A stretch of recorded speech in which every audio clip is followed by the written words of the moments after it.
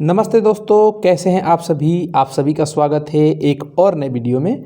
इस वीडियो में हम लोग देखने वाले हैं कक्षा 10 के पहले अध्याय का एक टॉपिक। इसका नाम है अंक गणित की आधारभूत प्रमेय। ये क्या है? इसका एक कथन होता है। इस कथन पे भी हम चर्चा करेंगे। इससे पहले कुछ चीज़ें हम समझते हैं और कुछ बेसिक चीज़ें जो हमने पहले पढ़ी है उसका एक बार रिवीजन कर लेते हैं। उसके बाद इसकी चर्चा करेंगे कि ये होता क्या है। मैं आपको आश्वासन देता हूं कि इस चीज़ को मैं बहुत आसान तरीके से आपको समझा दूंगा। बस थोड़ा समय हमको दीजिए और वीडियो में बने रहिए।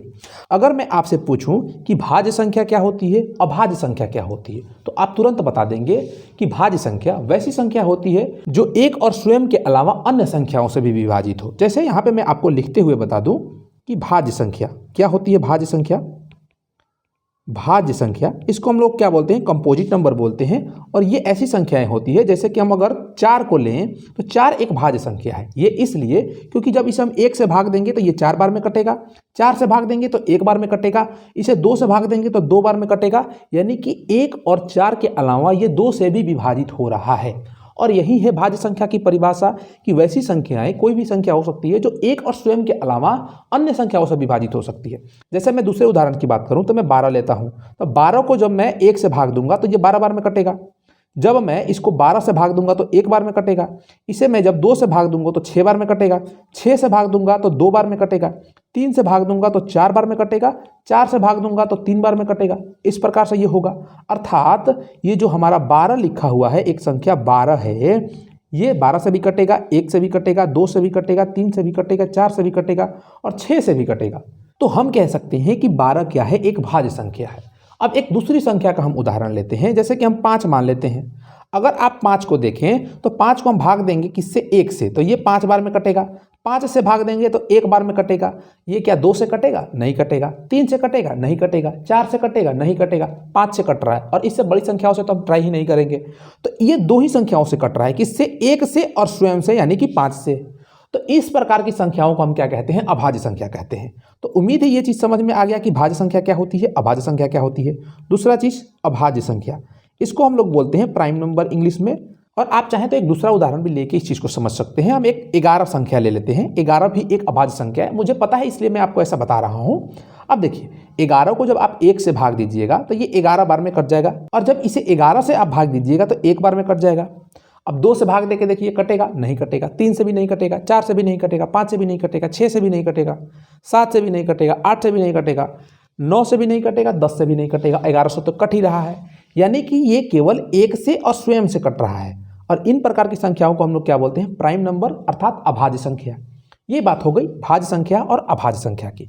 अब मैं कहूँ कि हम इस अभाज्य संख्या को, मतलब जैसे कि हमने 12 लिया था, 12 क्या है? एक भाज्य संख्या है।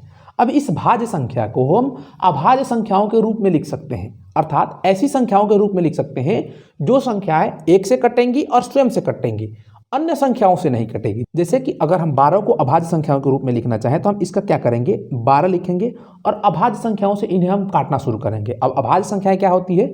ध्यान दीजिएगा, 2 होती है, 3 होती है, 5 होती है, 7 होती है, 11 होती है, 13 होती है, 17 होती है, 19 होती है। इस प्रकार की संख्याएं अभाज्य संख्याएं होती है और ये आपको याद होना चाहिए। तो जब हम इसे 2 से काटेंगे तो 2 6 बार में जाएगा, फिर 2 से काटेंगे तो 3 बार में जाएगा, और 2, 2 और 3 ये सभी अभाज्य संख्याएं हैं। तो इसको हम लिख सकते हैं 2 गुणे 2 गुणे 3, ये अभाज्य संख्याओं के रूप में हो गया।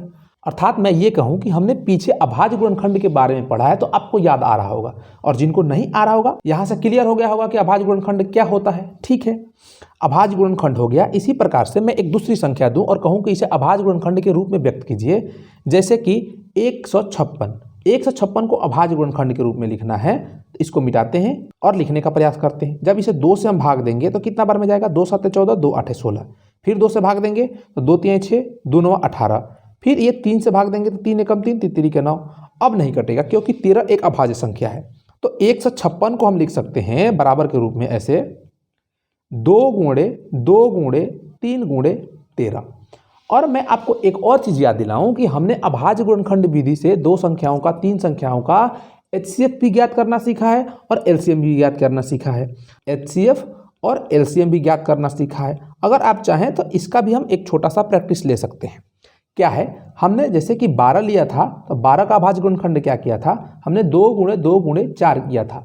अगर मैं कहूँ कि 12 और 56 का मुझे HCF ज्ञात करके दीजिए, वो भी किस विधि से, अभाज्य गुणनखंड विधि से, तो हम कैसे ज्ञात करेंगे। जब हम दो संख्याओं का HCF ज्ञात करते हैं या दो से अधिक संख्याओं का HCF ज्ञात करते हैं, वो भी गुणनखंड विधि से, तो HCF ज्ञात करते समय हम क्या देखते हैं, इसको हम ऐसे भी लिख सकते हैं 2 का घात 2 गुणे 3 गुणे 13, या इसको लिख सकते हैं 2 का घात 2 गुणे, यहाँ पे 4 नहीं होगा यार 3 होगा, क्यों मैं मिस्टेक कर रहा हूँ, मुझे समझ में नहीं आ रहा है। तो ये हो गया, इस रूप में लिख सकते हैं हाईएस्ट कॉमन फैक्टर, मतलब कि जो अधिकतम घात होगा और जो चीज़ें कॉमन होगी उसको हम लेंगे। तो इन दोनों में देखें तो 2 का घात 2 कॉमन है, इसके साथ साथ हमारा 3 भी कॉमन है, तो 2 का घात 2 4 और गुणे 3, ये क्या हो जाएगा, इन दो संख्याओं का क्या हो जाएगा, महत्तम समापवर्तक हो जाएगा, यानी कि 12 हो जाएगा। अब फिर बात करते हैं LCM की, ये हो गया HCF। अगर हम बात करें LCM की तो ये क्या होता है, लीस्ट कॉमन मल्टीपल, यानी कि छोटा कॉमन मल्टीपल होना चाहिए। तो इन दो संख्याओं में देखें, जैसे कि अगर यहाँ पे हम देखें तो 2 का घात 2 भी इसमें कॉमन है, तो 2 का घात 2 गुणे 3 भी कॉमन है, तो 3 गुणे, और जो कॉमन नहीं होता है उसको भी हम लिखते हैं, यानी कि गुणे 13 कॉमन नहीं है। देखेंगे तो इन दोनों में 13 में से केवल एक में ही है, तो 13 को भी लिखते हैं। और क्या करेंगे, इसको हम सरल कर देंगे, तो 4 तिहाई 12 और 12 गुणे 13 क्या हो जाएगा, 156 हो जाएगा, यानी कि ये लीस्ट कॉमन मल्टीपल हो गया, ऐसा मल्टीपल जो इन दोनों में कॉमन है। ये तो हो गई HCF और LCM की बात। अब हम उस बात की चर्चा करते हैं जो यहाँ पे हमें दिया हुआ है, अंक गणित की आधारभूत परिमेय। ये क्या होता है, इसको देखते हैं। ये कहता है, NCERT में जो चीज़ लिखा हुआ है उसको हम यहाँ पे लिख के लेके आए हैं और इस चीज़ को हम आपको समझाते हैं। इसका कथन क्या है, ध्यान में रखिएगा, बहुत ही महत्वपूर्ण है।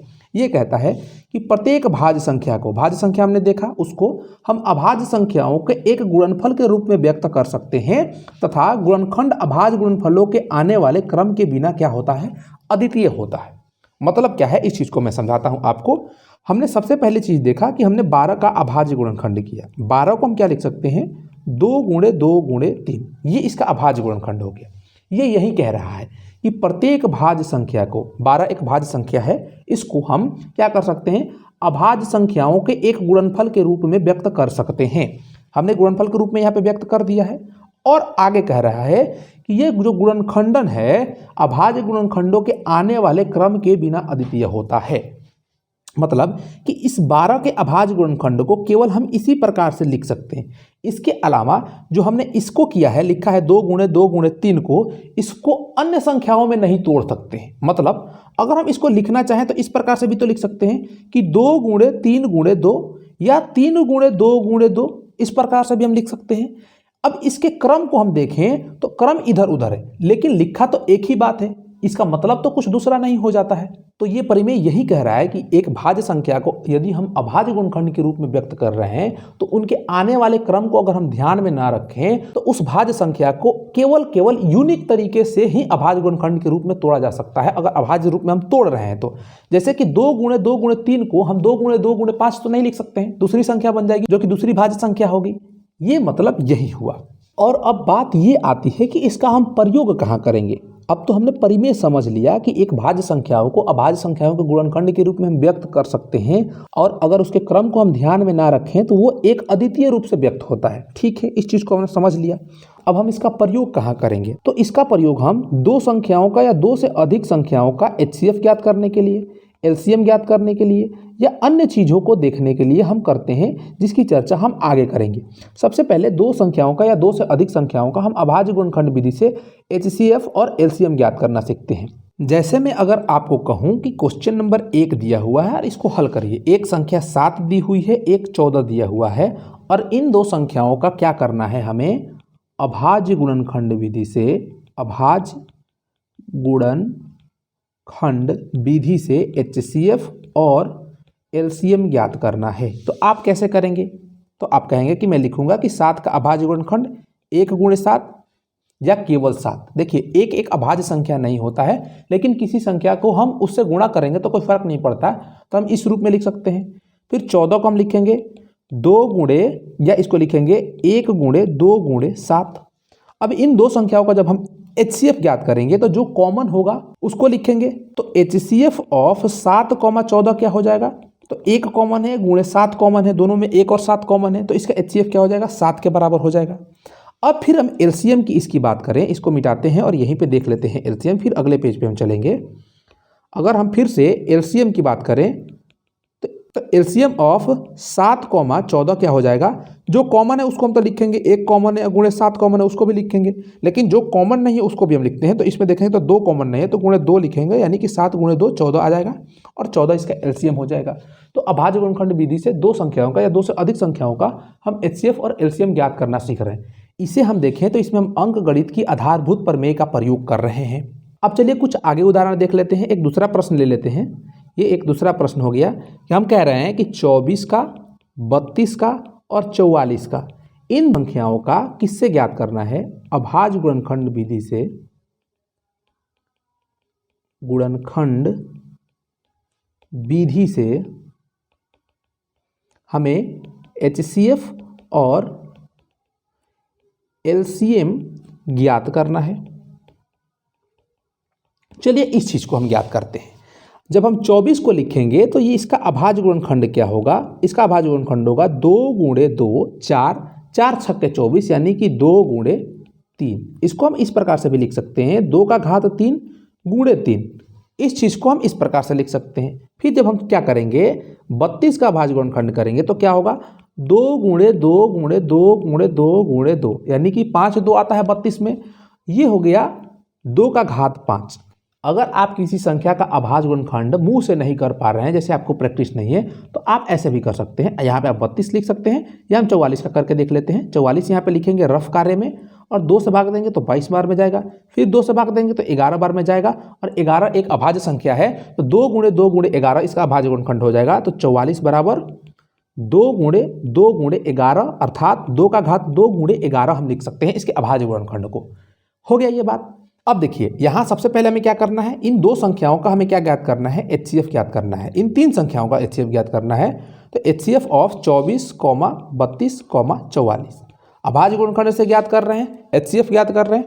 तो जो चीज़ कॉमन होता है वही एचसीएफ होता है। तो क्या क्या कॉमन है देखिए, सब में अगर देखें तो इसमें 2 का घात 3 है, इसमें 2 का घात 5 है, इसमें 2 का घात 2 है। तो जो सबसे कॉमन रहता है तीनों में क्या कॉमन है, 2 का घात 2 कॉमन है। इसमें 2 का घात 5 तो नहीं है, इसमें 2 का घात 5 है लेकिन इसमें भी नहीं है। अगर देखें तो इसमें 2 का घात 3 है, इसमें भी 2 का घात 3 शामिल है लेकिन इसमें 2 का घात 3 नहीं है। तो जो सबसे कम घात वाला चीज़ शामिल होता है उसको लेते हैं। तो 2 का घात 2 लिखेंगे। अब देखिए इसमें 3 है, इसमें 3 नहीं है, इसमें भी 3 नहीं है तो 3 नहीं लिखेंगे। अब कुछ शामिल नहीं है तो कुछ भी नहीं लिखेंगे। 1 को लिखना चाहें तो 1 लिख सकते हैं क्योंकि सब में शामिल है। 2 का घात 2 यानी कि 2 दूनी के 4 हो जाएगा, 4 आ जाएगा इसका एचसीएफ। अब एलसीएम की बात करते हैं।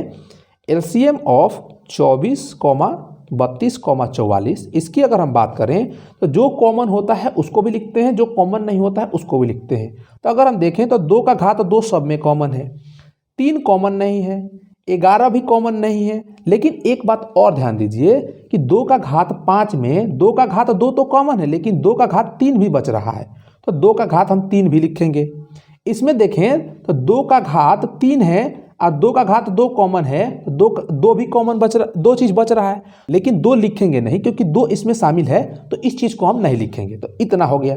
इसको गुणा करिए, देखिए क्या आ रहा है, 4 गुणे 3 गुणे 11 गुणे 8, 4 तिहाई 12 गुणे 88। इसको हल करते हैं, 12 8 96, हाथ में 9, 96 और 9 105। ये हो जाएगा इनका एलसीएम। 1056 इसका क्या हो जाएगा, एलसीएम हो जाएगा। अब चलिए आगे बढ़ते हैं और आगे की चीज़ों को देखते हैं। आगे क्या है, दी गई संख्याओं का अभाज्य गुणनखंड विधि से मस और लस निकालिए। जिस चीज़ को हमने यहाँ पे देख लिया यही चीज़ हम लोगों ने यहाँ पे समझा और इसके आधार पे समझ लिया। एक और चीज़ समझते हैं। हमने यहाँ पे अगर देखें तो हमने पीछे क्या लिया है, 7 का और 14 का हमने क्या किया है, एचसीएफ और एलसीएम ज्ञात किया है। इसके अलावा हम दूसरी संख्या ले लेते हैं। हम क्या करते हैं, एक संख्या 12 ले लेते हैं और दूसरी संख्या 15 ले लेते हैं। इन 2 संख्याओं का हम अभाज्य गुणनखंड विधि से एचसीएफ और एलसीएम ज्ञात करते हैं। और एक चीज़ समझते हैं, यहाँ पे एक और इंटरेस्टिंग चीज़ समझेंगे। इन 2 संख्याओं का अभाज्य गुणनखंड की अगर हम बात करें तो 12 को हम लिख सकते हैं 2 गुणे 2 गुणे 3, 15 को लिख सकते हैं 3 गुणे 5। ये हो गया इन 2 संख्याओं का अभाज्य गुणनखंड। अभाज्य गुणनखंड विधि से अगर हम एचसीएफ निकाल रहे हैं तो जो चीज़ कॉमन होगा उसको हम लिखेंगे। तो दोनों में क्या कॉमन है, 12,15 का HCF क्या हो जाएगा, दोनों में 3 कॉमन है और कुछ कॉमन नहीं है, तो इसका HCF क्या हो जाएगा, 3 हो जाएगा। अब LCM की बात कर लेते हैं, जो कॉमन होगा उसको भी लिखेंगे, जो कॉमन नहीं होगा उसको भी लिखेंगे। तो 12,15 का LCM क्या हो जाएगा, पहले तो 3 कॉमन है तो 3, 2 गुणे 2 कॉमन नहीं है तो 2 गुणे 2, और 5 भी कॉमन नहीं है तो 5, तो ये क्या बन जाएगा, 3 दूना 6 और 10 60 हो जाएगा। तो इन दोनों संख्याओं का यानी 12 और 15 का LCM क्या होगा, 60 होगा। अब एक इंटरेस्टिंग चीज़ देखते हैं, अगर मैं इन दो संख्याओं को गुणा कर दूं आपस में 12 गुणे 15 तो क्या होगा, ये 15 दहा का 150 और 30 180 हो जाएगा। मैंने इसको गुणा किया तो 180 आया। अब मैं आपसे कहूं कि इन दोनों संख्याओं का जो HCF आया है, HCF ऑफ 12,15 और इसको गुणा कर दीजिए LCM ऑफ 12,15 से, क्या आया है, 3 HCF आया है और 60 क्या आया है, LCM आया है। इसकी गुणा करेंगे तो ये भी क्या आएगा, 180 के बराबर आएगा। यहाँ से एक इंटरेस्टिंग बात ये पता चलती है, क्या पता चलती है, इस चीज़ को देखिएगा। यहाँ से हम ये लिख सकते हैं कि दो संख्याओं का HCF अगर A आ रहा है और LCM अगर B आ रहा है, या हम इसको ऐसे भी लिख सकते हैं कि दो संख्याओं का HCF गुणे LCM दो संख्याओं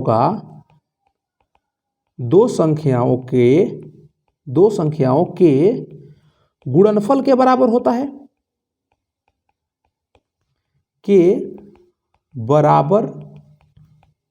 है, इसमें कोई दिक्कत। अगर दो संख्याएं, एक संख्या हम A मान लेते हैं और दूसरी संख्या B मान लेते हैं, तो इसका HCF और LCM क्या होगा, HCF ऑफ A, B होगा और LCM क्या होगा, LCM ऑफ A, B होगा। और इन दोनों का जब हम गुणा करेंगे तो इसका मान कितना आएगा, इन दो संख्याओं के गुणनफल के बराबर आएगा। और इस चीज़ को आप याद कर लीजिएगा, बहुत जगह काम में लिया जाता है और इस पे प्रश्न बनता है कि मान लेते हैं कि दो संख्याओं का HCF 1 है और LCM क्या है, 15 है, तो उन दोनों संख्याओं का गुणनफल क्या होगा, तो उन दोनों संख्याओं का गुणनफल हो जाएगा 1 गुणे 15 यानी कि 15 के बराबर। अब ये संख्याएं क्या क्या हो सकती है, तो ये दो संख्याओं को अगर हम देखें तो 3 गुणे 5 ये दो संख्याएं हो सकती है, क्योंकि दो संख्याओं का गुणनफल क्या आ रहा है, 15 आ रहा है, और 3 और 5 का HCF निकालेंगे तो 1 आएगा और LCM निकालेंगे तो 15 आएगा। तो आपसे अंक नहीं पूछेगा, अंक पूछने के लिए इनमें से कोई एक अंक दे देगा, फिर दूसरा अंक पूछेगा और HCF भी देगा और LCM भी देगा। तो इस चीज़ का हम ध्यान रखेंगे। तो चलिए इस वीडियो में बस इतना ही। उम्मीद है ये सारी चीज़ें आपको समझ में आई है। अंकगणित का आधारभूत प्रमेय क्या होता है, इसका प्रयोग हम किस प्रकार से करते हैं, इसका प्रयोग हम अन्य प्रकार से भी करते हैं, जिसको हम प्रश्नावली को जब हल करेंगे तो उसमें देखेंगे कि अंकगणित की आधारभूत प्रमेय का और प्रयोग क्या है। तो वीडियो अच्छा लगा होगा तो वीडियो को लाइक करेंगे, अगर चैनल पर नए होंगे तो चैनल को सब्सक्राइब करेंगे और अपने दोस्तों के साथ भी इसे शेयर करेंगे। तो चलिए फिर मिलते हैं हम अगले वीडियो में, तब तक के लिए पढ़ते रहिए, मजे करते रहिए। जय हिंद।